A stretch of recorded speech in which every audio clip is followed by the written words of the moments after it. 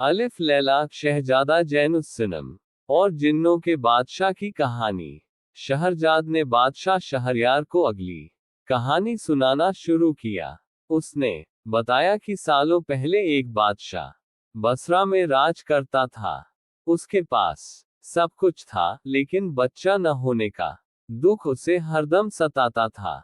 सालों तक ऊपर वाले से दुआ मांगने के बाद बादशाह को एक बेटा हुआ। उसका नाम सबने मिलकर जैनुस्सनम रखा। काफी इंतजार के बाद बेटा होने की वजह से सबने से उसे इतना लाड़ प्यार किया गया कि वो जिद्दी हो गया। वो किसी की भी नहीं सुनता था। कुछ समय बाद बादशाह बीमार हो गए। तब उन्होंने अपने बेटे को कहा कि मेरे बाद राजगद्दी में तुमको ही बैठना है। अब तुम अपनी जिद को छोड़कर समझदारी से राज्य संभालना। इतना कहते ही बादशाह के प्राण चले गए। कुछ दिनों का शोक करने के बाद जैनुस्सनम बादशाह बन गया। उसने खुले हाथों से राजमहल का सारा खजाना लुटाने लगा। उसने राज्य के बड़े पदों पर भी अपने दोस्तों को रखना शुरू कर दिया।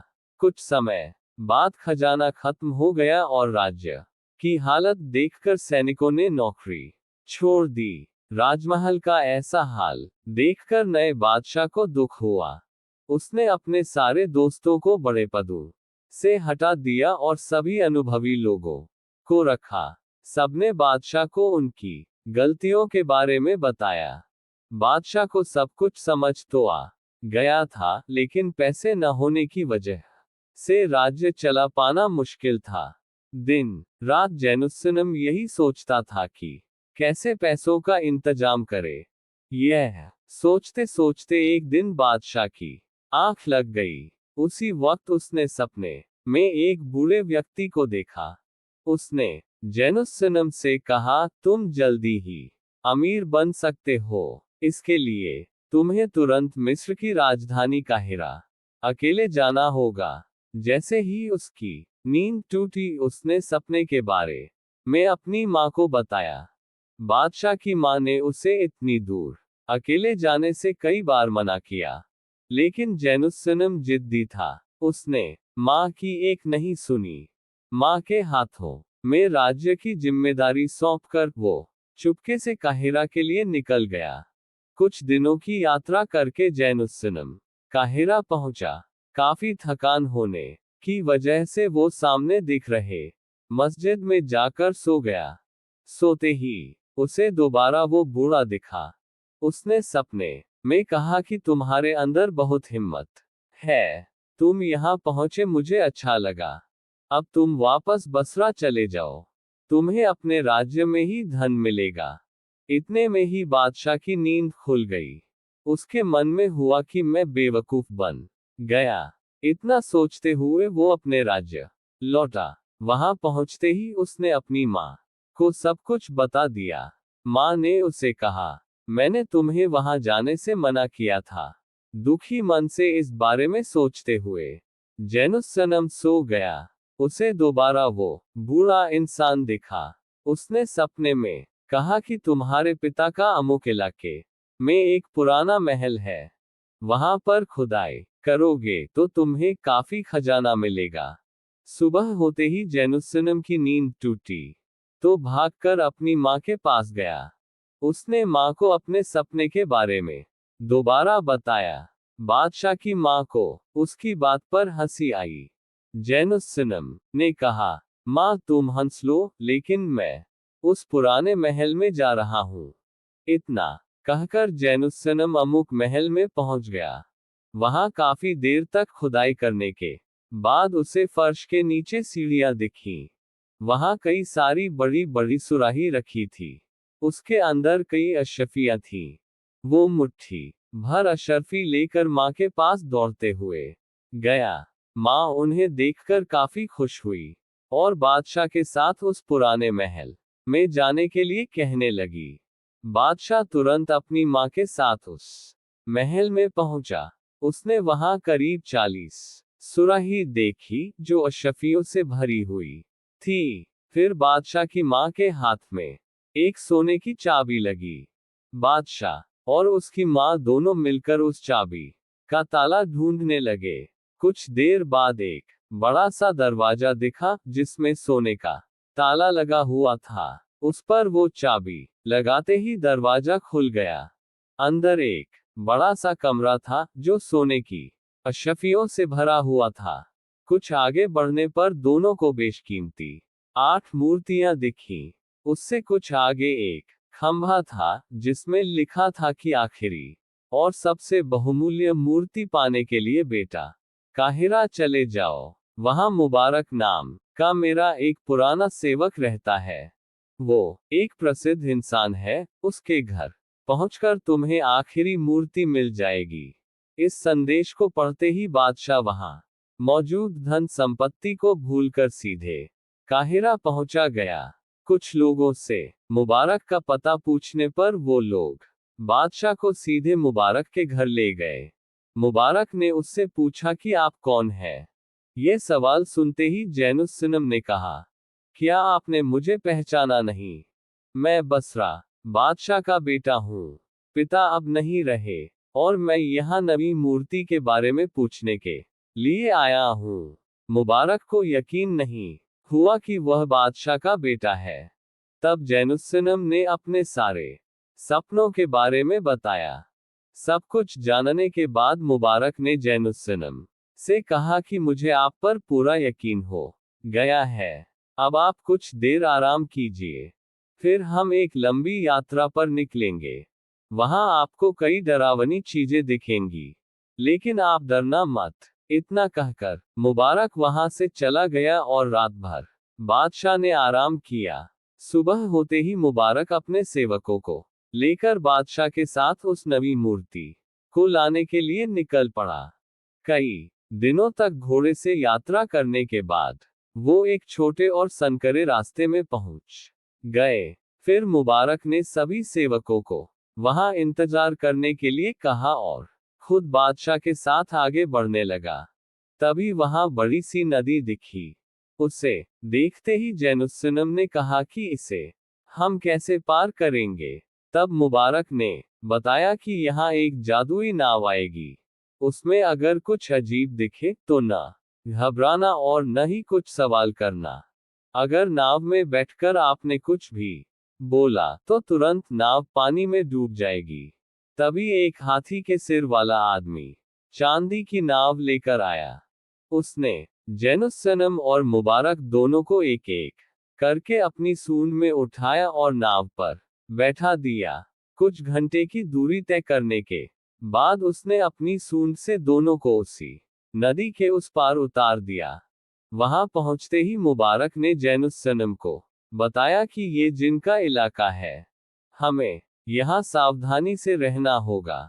मैं मंत्र पढ़कर जिन के बादशाह को बुलाएंगे, बस उसके आते ही उसे सिर झुकाकर नमस्ते करना होगा।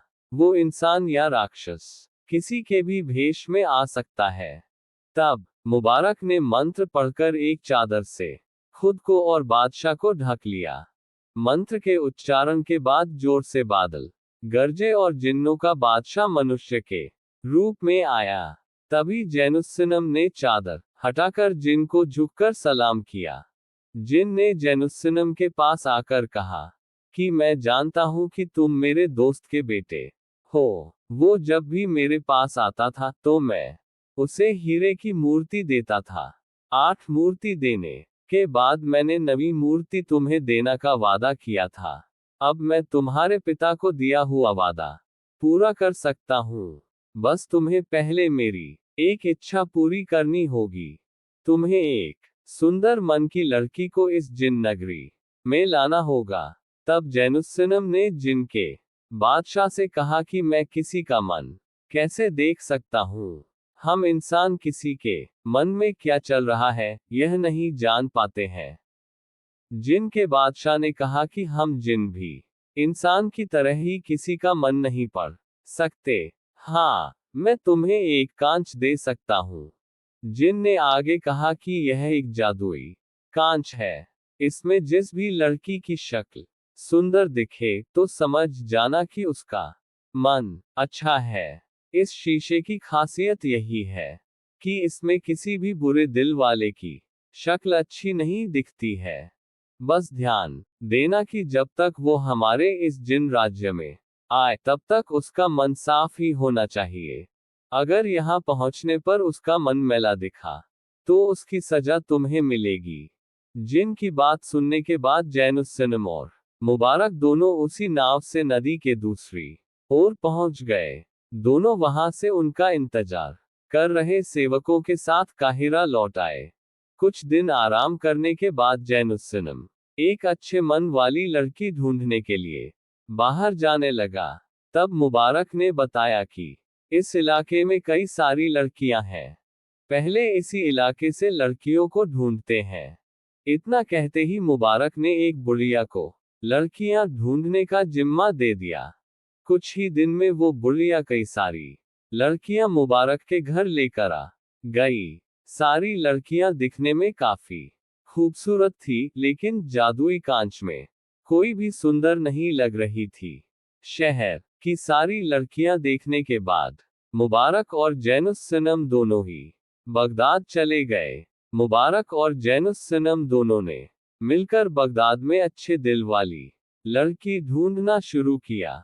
कई दिनों तक कुछ न होने पर दोनों ने एक कमरा किराए पर ले लिया।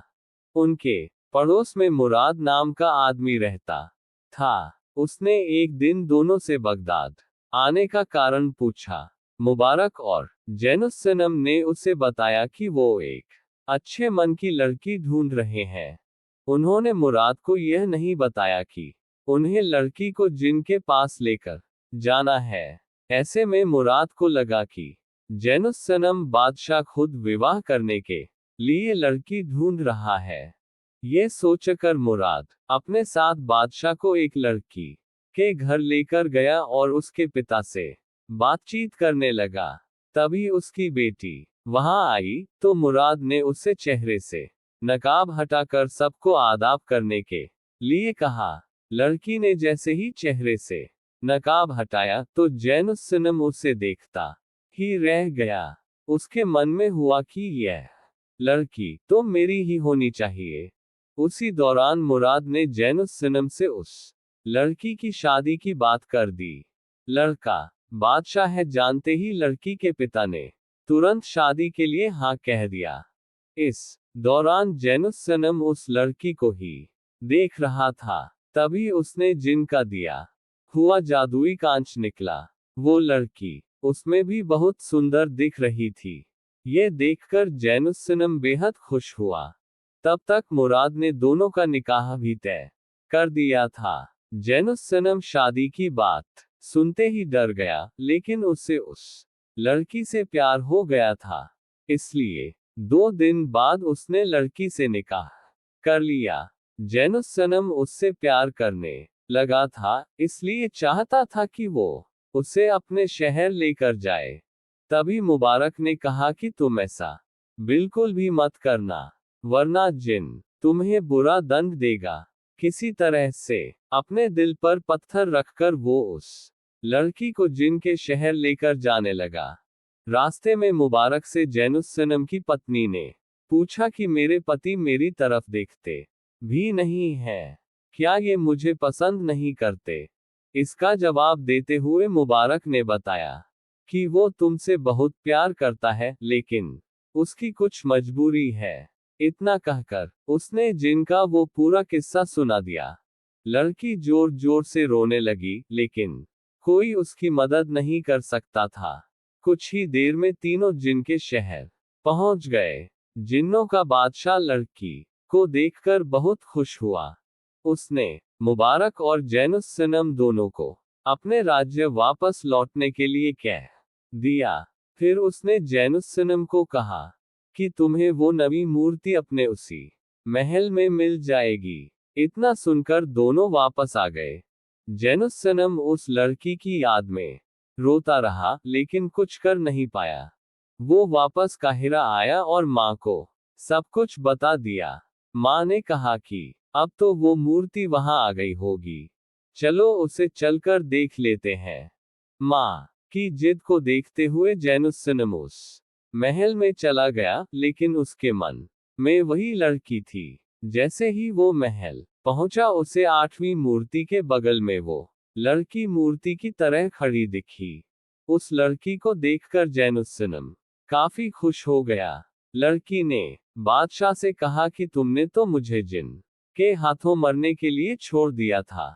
अब मुझे यहाँ देखकर तुम्हें बहुत दुख हो रहा होगा। जैनुस्सनम ने कहा कि मैं तुम्हें अपने दिल का हाल नहीं बता सकता हूँ। मैं हर वक्त यही चाहता था कि तुम मुझे वापस मिल जाओ। तभी वहां जिन का बादशाह आया और कहा कि जैनुस्सनम मैं तुम्हारी परीक्षा ले रहा था, तुम उसमें पास हुए। इस लड़की को मैंने मारने के लिए या अपने लिए नहीं बल्कि तुम्हारे लिए ही चुनने के लिए कहा था। अब तुम्हें इस लड़की के साथ ही वो नवी मूर्ति भी मिल जाएगी। बस मैं चाहता था कि तुम सूझबूझ वाले इंसान बन जाओ।